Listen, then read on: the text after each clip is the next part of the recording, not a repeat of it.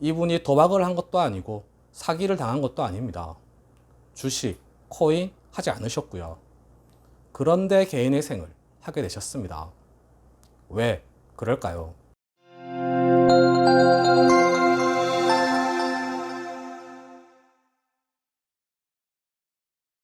안녕하세요. 노태부 변호사입니다. 오늘은 오랜만에 저희가 진행한 성공 사례를 소개해 드리겠습니다. 오늘 소개해 드리는 사례의 채무자는 사업을 하시던 분이었습니다. 사업이 표면상으로는 매우 잘 되었습니다.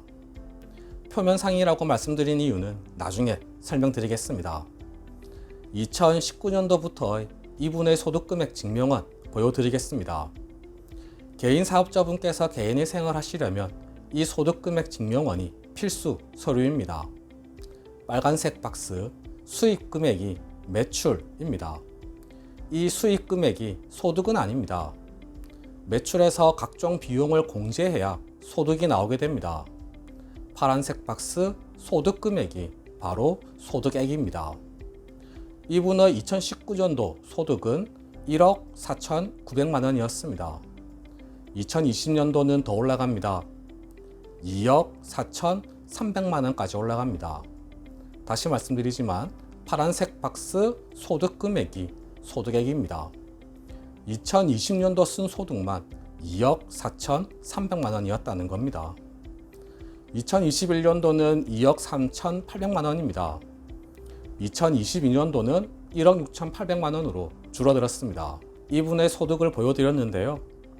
2019년도부터 2022년도까지 4년 동안 최대 2억 4,300만 원, 최소 1억 4,900만 원이 소득이었습니다. 4년간 평균을 내보니까요, 연 1억 9,990만 원이었습니다.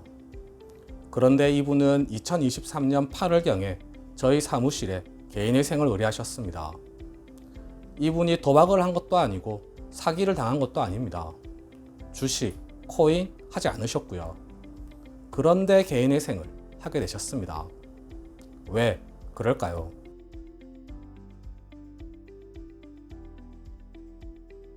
사업을 하면서 중요한 부분은 비용 처리입니다. 매출에서 각종 비용을 빼면 소득이 나오는 건데요. 만약 비용을 제대로 빼지 못하면 실제로는 비용으로 다 나간 돈인데 그 돈이 사업자의 소득으로 잡혀버립니다. 그러면 문제는 세금입니다. 개인 사업자는 매년 5월에 종합소득세 신고를 하는데요. 제가 조금 전에 보여드렸던 소득금액 증명원상의 소득금액 기준 소득세가 산정됩니다. 이분의 경우 1억 5천만 원에서 3억 원 사이 구간인데요. 이 구간에 들어가면 종합소득세가 2024년 기준 38%입니다. 세금이 무시무시합니다. 2억 4천만 원 기준 세금이 대략 9,120만 원이 나옵니다. 물론 최종 세액은 세액공제 받을 수 있는 부분 빼고 나오겠죠. 그래도 7, 8천만 원은 세금으로 내는 겁니다. 실제 1년에 2억 4천만 원 벌었으면 감당이 가능하겠죠. 그런데 이분은 비용을 제대로 처리하지 않으셨습니다. 그것도 상당한 금액을 비용으로 처리하지 않으셨습니다.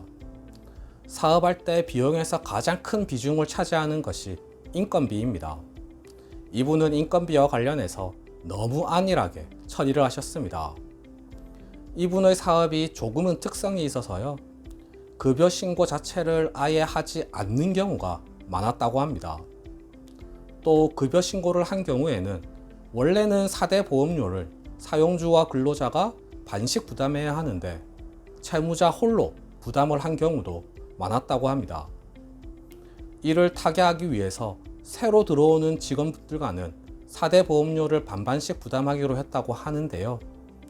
그런데 기존 직원들은 전액을 사업주가 부담하고 있다는 사실을 알게 되면 무단으로 회사를 나오지 않는 경우가 많았고, 그러면 또 비싸게 용역을 구해야 했고, 이 과정에서 사고도 발생해서 또 손해보고 하는 과정이 반복되었습니다. 개인 사업자가 이렇게 되면 부가세도 내기 어려워집니다. 급하니까 부가세를 따로 빼두지 않고 바로바로 쓰게 되고, 부가세 내야 할 때는 낼 돈이 없는 거죠. 그러면 카드로 부가세 결제하고 다른 비용들도 카드로 급하게 막고 그러다 돌려막기 하게 되는 상황이 반복되다가 어느 순간이 되면 이마저도 불가능하게 되는 겁니다. 젊으신 분이었고 사업도 처음이셨기 때문에 이런 악순환의 고리를 알지 못하셨던 겁니다. 소득금액 증명원상으로는 1년에 2억 4천만 원의 소득을 올리고 있다고 나왔지만 거기에는 직원들 급여가 사업주 소득으로 잡혀 있는 것이었고 실제 소득은 훨씬 적었고 세금 내고 나면 실제 남는 돈은 없고 채무만 늘어나는 그런 구조였던 겁니다.